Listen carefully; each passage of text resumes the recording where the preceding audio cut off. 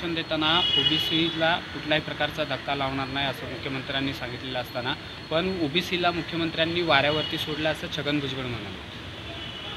छगन भुजबळ साहेब मोठे नेते आहेत. मी समजू शकतो की त्यांना ओबीसी समाजाचं नेतृत्व करायचं आहे. माननीय मुख्यमंत्री एकनाथ शिंदे साहेब, उपमुख्यमंत्री देवेंद्र फडणवीस साहेब, त्याचबरोबर अजितदादा साहेब या सगळ्यांनी त्यांना सांगितलेलं आहे की ओबीसी आरक्षणाला कुठल्याही प्रकारचा धक्का लागणार नाही.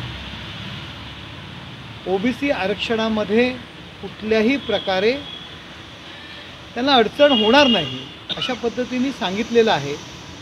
माननीय मुख्यमंत्री यांनी कुणबी नोंदी शोधण्याचं काम दिलेलं आहे.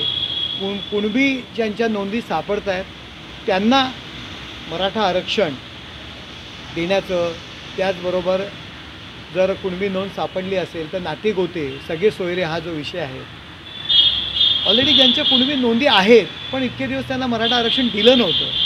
कुणबी हा प्रकार ओबीसीमध्येच अंतर्भाव आहे. भुजबळ साहेबांनी ह्या गोष्टी समजून घ्यायला पाहिजे. ते फार मोठे नेते आहेत.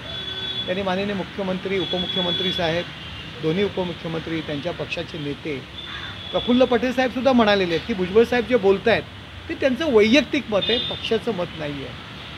मला असं वाटतं की त्यांनी मुख्यमंत्री, उपमुख्यमंत्री आणि नेते यांच्याशी चर्चा करायला पाहिजे आणि तरच अशा पद्धतीचे वक्तव्य करायला पाहिजे.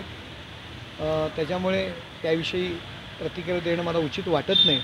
परंतु मुख्यमंत्र्यांबद्दल अशा पद्धतीने बोलणं योग्य नाही आहे. आणि एक शिवसेनेचा प्रवक्ता म्हणून की भुजबळ साहेब नेते आहेत, त्यांचा मान आणि सन्मान मी राखतो आहे.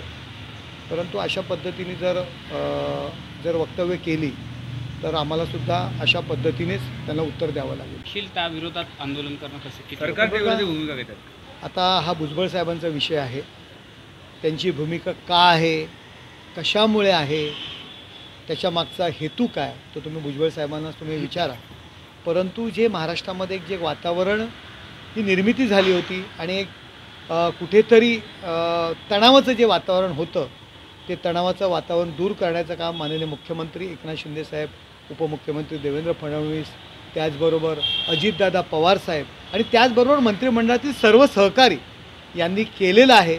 आणि त्याच्यामध्ये जे काही चांगलं वातावरण झालेलं आहे त्यामध्ये म्हणजे दुधामध्ये मिठाचा खडा टाकण्याचा प्रयत्न भुजबळ साहेबांनी करू नये अशी मी त्यांना एक छोटासा कार्यकर्ता म्हणून विनंती करतो.